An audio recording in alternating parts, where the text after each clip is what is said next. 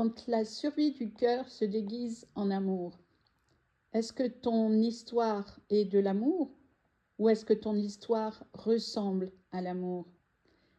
Il y a des histoires qui ne ressemblent pas à de l'amour. Elles ressemblent à une respiration retenue, à un cœur qui bat trop vite ou à une âme qui cherche depuis longtemps, parfois, un endroit où se poser. Et de fait, on croit aimer, mais en réalité, on s'accroche à une illusion dont on a besoin. On s'agrippe comme on agrippe une branche au-dessus du vide pour ne pas tomber.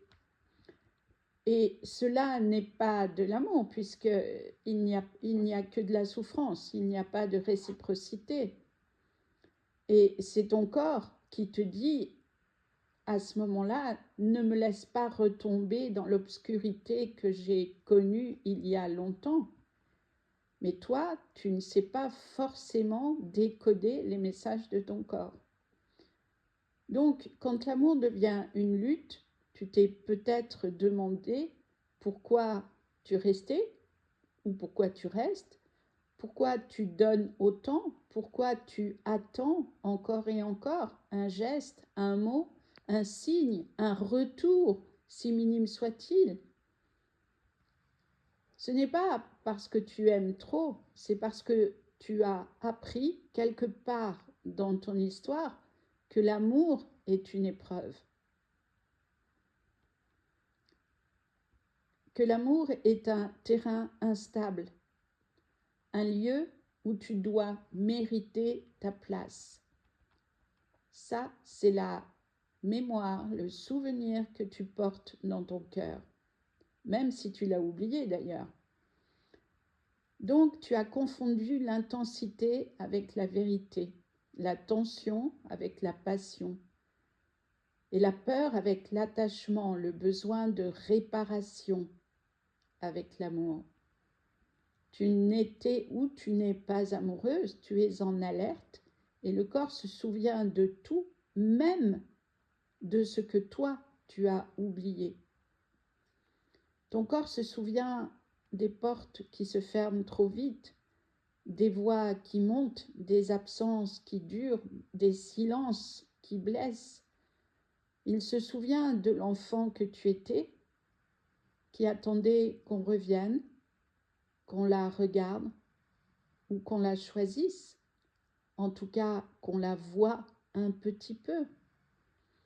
Alors adulte, quand quelqu'un t'échappe, ton corps ne voit pas un partenaire, il voit un abandon qui recommence et il a peur. À ce moment-là, la mémoire se réveille et toi, tu voudrais tenir ou retenir quelque chose, même des miettes, qui te ferait du bien, qui soulagerait cette tension dans ta poitrine. À ce stade, la survie s'est déguisée en amour.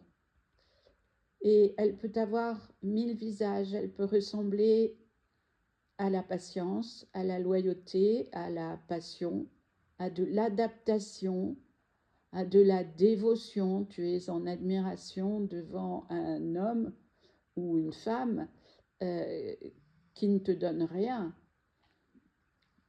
Elle peut aussi ressembler à l'amour si tu veux y croire en te protégeant des bonnes questions que tu pourrais et que tu devrais te poser. Mais le problème, c'est que cet état de survie ne nourrit pas ni le cœur, ni le corps, ni la personne. C'est un état qui vide, qui te contracte, qui étouffe et qui te fait croire que sans l'autre, tu n'es rien, que sans l'autre, tu vas t'effondrer, que sans l'autre, tu vas disparaître. Ça, c'est ce qu'a cru l'enfant que tu étais il y a très longtemps. Alors bien sûr, aujourd'hui, tu vas t'adapter, tu vas te tordre, faire comme tu peux en tout cas, te faire toute petite, ou tu te fais forte parce que tu as l'habitude d'endurer, ça tu sais bien faire. Puis, peut-être en toi, quelque chose va s'éteindre et tu vas devenir silencieuse. Pas par amour, mais par nécessité de l'urgence. En fait, tu te recroquevilles et tu n'en as pas forcément conscience. Sauf que, un jour, quelque chose en toi finit par se fatiguer. Pas forcément ton cœur, parce que ton cœur, il est très fort, il subit depuis très longtemps. Non, c'est plutôt ton âme. Elle en a assez de courir après des miettes, après des espoirs toujours déçus. Elle en a assez de confondre l'intensité du moment, de la situation, avec la sécurité. Elle en a assez de se perdre pour ne pas perdre l'autre. Du moins, c'est ce qu'elle espère, sauf que l'autre, il n'est pas là et il n'a jamais été là et il ne sera pas là demain parce qu'il ne va pas changer. Et ce jour-là, tu comprends que l'amour ne demande pas que tu te sacrifies,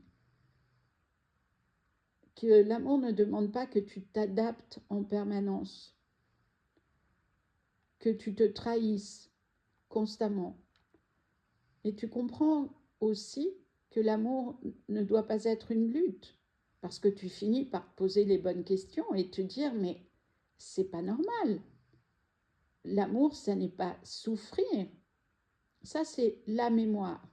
Ça, c'est ton souvenir de l'enfance. Mais aujourd'hui, adulte, tu te rends bien compte que ça n'est pas cohérent. Qu'en réalité, l'amour est un espace, un lieu où tu peux te poser, respirer, un lieu où ton corps se détend, un endroit où tu n'as plus peur de disparaître, un endroit où tu n'es pas en vigilance permanente, un endroit où tu n'es pas constamment dans l'envie de faire des efforts pour obtenir quelque chose, peut-être. Alors ok, donc ce n'était pas de l'amour, c'était de la survie. Tu faisais comme tu pouvais pour t'occuper de ton cœur. Et il n'y a aucune faute et aucune honte à cela. Tu as fait ce que tu pouvais avec ce que tu avais et surtout avec ce que tu savais, et tu savais très peu de choses du comportement humain. Et peut-être même que tu n'avais pas conscience, ou que tu n'as pas conscience aujourd'hui de l'histoire que tu portes à l'intérieur de ton cœur, cette histoire qui parle de toi, de personne d'autre. Donc, aujourd'hui, tu peux apprendre autre chose. Tu peux apprendre à aimer sans t'effacer, à être choisi sans te tordre dans tous les sens pour tenter d'obtenir quelque chose. Et tu peux être vu sans te perdre. Donc, ce n'était pas ou ce n'est pas ce que tu as vécu ou ce que tu vis de l'amour, c'est de la survie. Et la survie, ça se transforme, ça se répare, ça se dépasse, ça peut s'apaiser et je peux t'accompagner pour cela. Ton choix, il se joue dans est-ce que je suis prête à devenir la priorité de ma vie? Parce que jusqu'à maintenant, l'inverse ne m'a pas apporté de bonheur. Donc, il est temps de changer de comportement pour modifier la situation que tu vis. Voilà. Merci de liker ce message s'il vous a apporté quelque chose d'intéressant. Et je vous dis à bientôt avec plaisir.